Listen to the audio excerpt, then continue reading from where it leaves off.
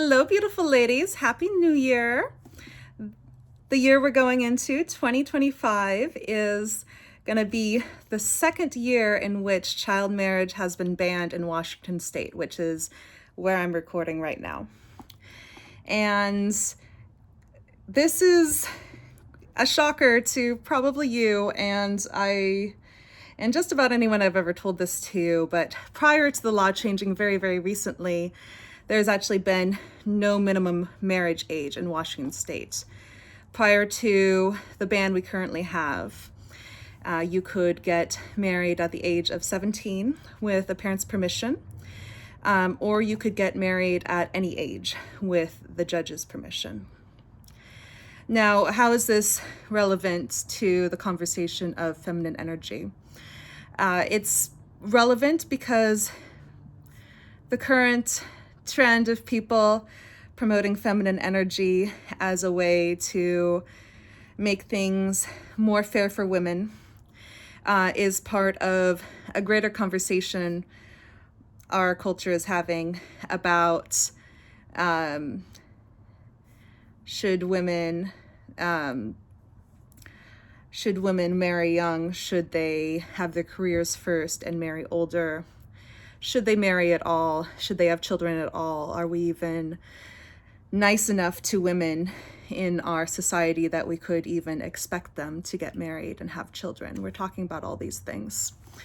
And the feminine energy community, I think, to someone who hasn't listened to much of it, might sound a little bit like gender roles, but I do think there is a pretty big difference between what the feminine energy community says about marriage and what the trad wife community says about marriage, where the trad wives more promote getting married young and not having a career first, whereas the feminine energy community wants you to be safe in all ways. You know, they'd rather the men in your life contribute financially instead of you having to contribute half. But they want you to have all options open to you. They want you to still go to college and have a career to fall back on if you get married and for whatever reason your husband is no longer able to provide an income for your family. So changing the law is good. It'll keep some girls safe. In my own life, my mother did try to marry me off when I was 15. I was dating a 18-year-old Marine at the time, and I think she just thought I was a bad girl, and the best thing to do would be to marry me as soon as possible, because if she didn't, I would have premarital sex. And it didn't have anything to do with the law that I didn't get married at 15. There were other reasons that didn't happen. But, you know, whether or not the law had stopped me from getting married too young, my mother's mindset was still there. And the law changing is only going to help people so much. You know, we have a lot of changes that need to happen with our mindsets and our ideas as a culture, because that affects a lot of things. There's only so much the law can do to help us. So when I was, some years when I was a teenager, I was actually interested in saving it for marriage, but what was most important to me at the time was just getting away from my family, and I left home right at 18, and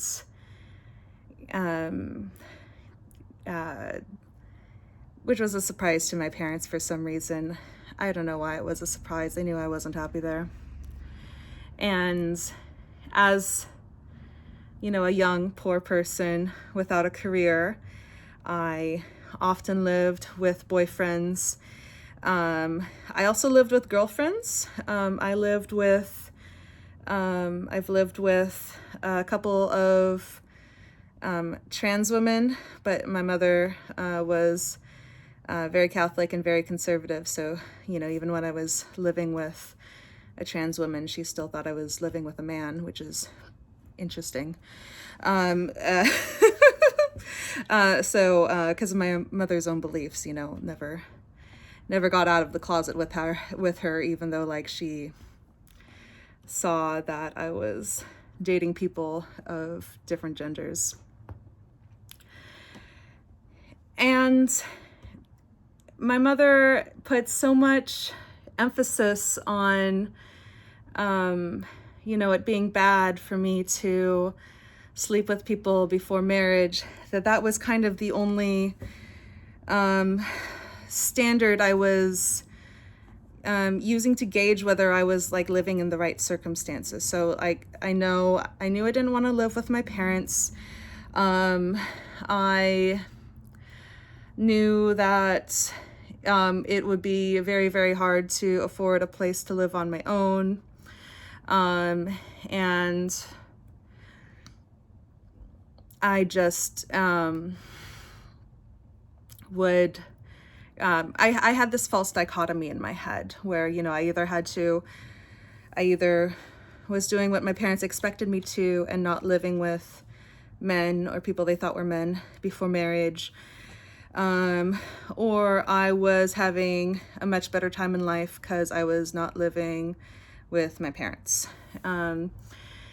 It could have had some of the, you know, the rules could have had some other effect. I could have been motivated to work harder to be able to afford a place to live on my own without living with a partner, but it didn't have that effect.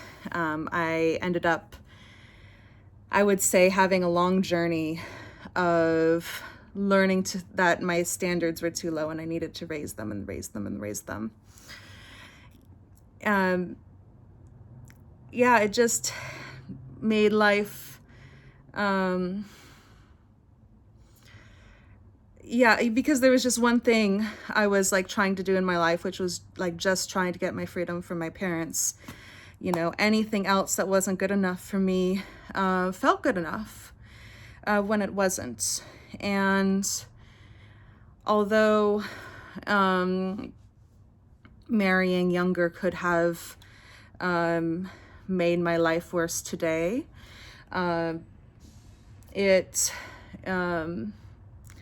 you know, just not having that have happened to me, it didn't fix everything. Another really hard story that I know about underage marriage in Washington happened several years ago.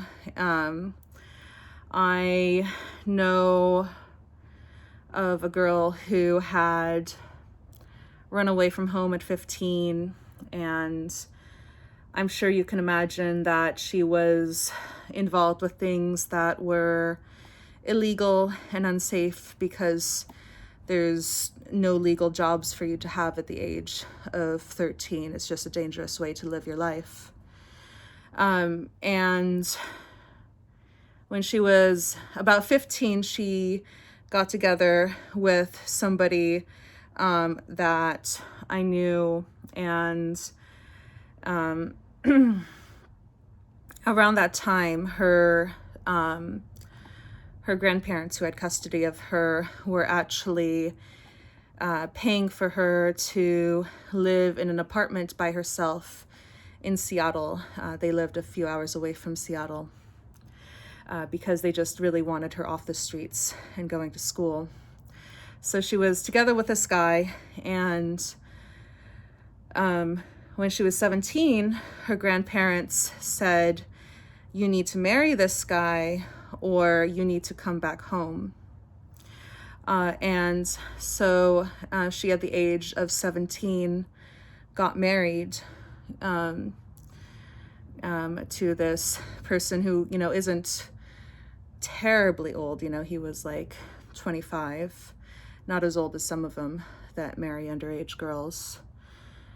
And she was able to, continue to have her freedom away from her grandparents, and she divorced that man a couple years later in an uncontested divorce. And I'm not that close with her. I'm not totally sure how much her getting married underage traumatized her. I'm sure it probably pales in comparison to some of the other things she's experienced in her life. And now that the law's changed, that situation is not going to happen again. But, the situation, that exact marriage didn't have to happen if there were some way for a child to know this, this home is not good for me. I need to go live somewhere else. And she, as a child, was, at the mercy of the people who had custody of her, who were her grandparents. And the marriage law changing doesn't really change their main mindset either. I'm sure, they had their feelings about her not wanting to live at home. And it also doesn't change that there is still not really a safe way to live for young teenagers who want to live apart from their family. And when I was looking up a little bit of information about this video, I wanted to just double check about how it used to be in the past that people would get married so young, and it's just this modern thing that people are getting married older and older and older. And, where it's progressed enough that, as people, as women are allowed to have successful careers in the field of their choice, women are often getting tripped up and thinking they have more years to focus on their career before they have to have children, before their fertility runs out.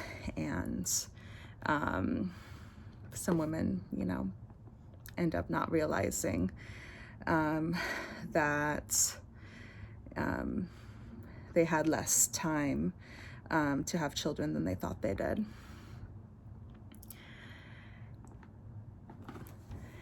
So I have this video that I have linked in the description that you might want to look at. And it was really eye-opening to me, and I think it really would have changed my ideas about getting married so soon, because I still got married quite young for the area I'm in.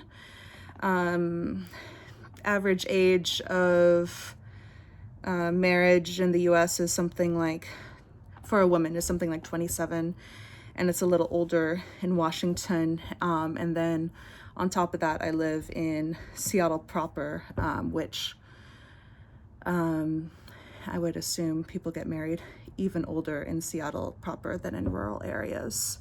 But as a young person, I was really struggling with, I didn't want to be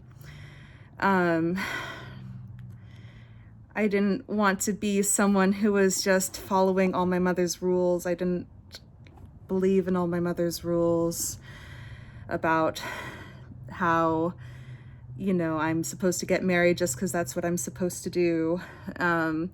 but I wanted to get married and I wanted to have children. And I found that there was no one around me that was really exactly where I was at. You know, there was my mother who wanted me to marry for moral reasons, because she wanted me to not sin. And she also really wanted me to have children because she thinks, you know, people need to have children as opposed to it not having mattered if I had children. And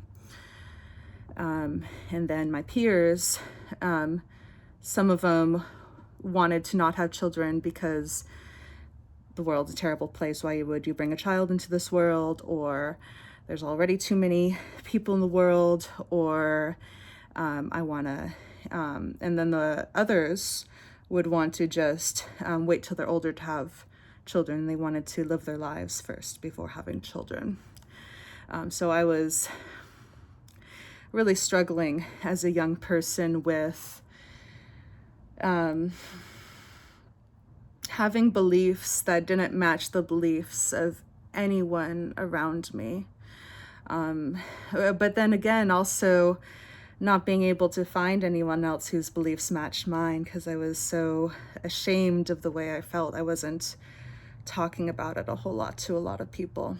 So, you know, I did my darndest to have fun while I was young.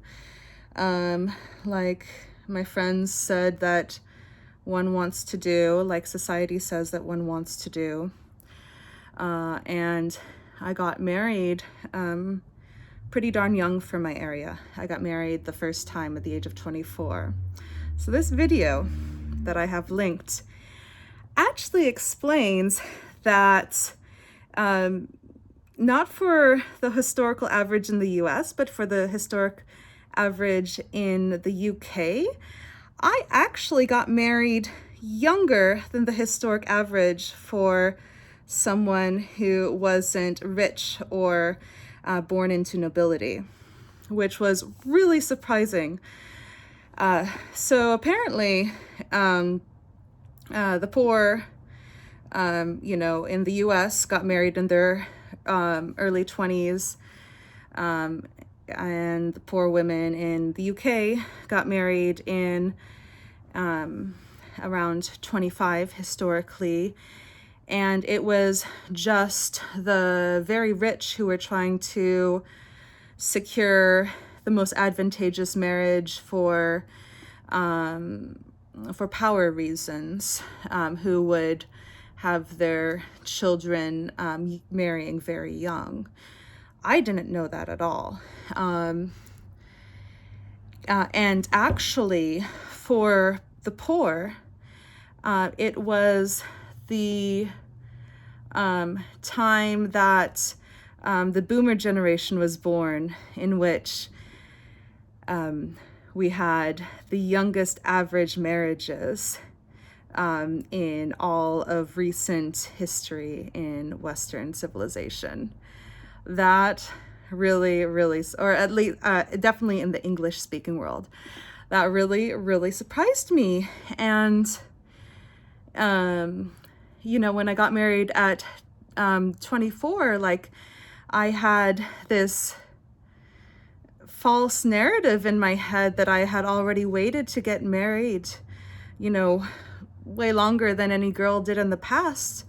And that's just not true. What happened was that the boomer generation was an outlier. The boomers saw how young their parents got married, and, you know, maybe with women going to college, they got married a little later because of that, although my mother has plenty of stories of people she knew who got married underage. And I actually know a woman from the boomer generation who got married at the age of 17 in Washington.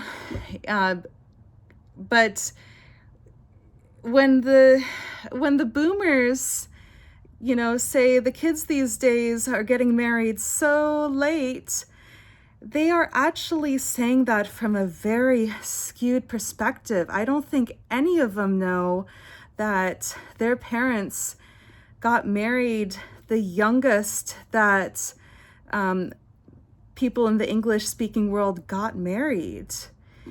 And I just want you to keep this in mind as we have this great big conversation about, like, should women get married younger than they currently are? Should we have our careers first? I think this is a really important piece of information that we need to add to the discussion. I hope this helps you, and Happy New Year. Bye.